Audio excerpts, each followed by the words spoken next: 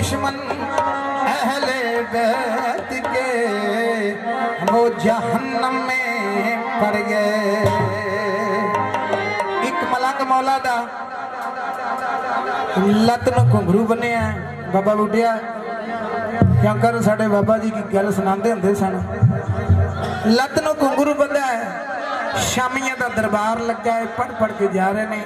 मलंग अगे होके time keeper नूं कहंदा है, आख्या थोड़ा जा टाइम और मैनू ही दे दियो। उन्हें आख्या अच्छा ना सलाह की ना मलंग मौला अली दे ने और सजदा दी मदीने वाले की सिफत करनी है तो इन्हें टाइम बाद दे देंगे।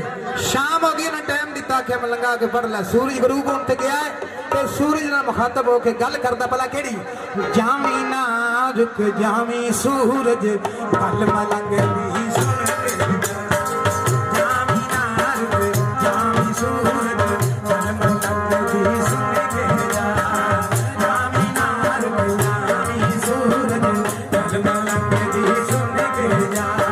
अमली दी अज ना रुकियो फिर फलक ते आवेगा, जामी ना रुक जामी सूरज पल मलंग दी सुन के जा, जामी ना रुक जामी सूरज पल मलंग दी सुन के जा।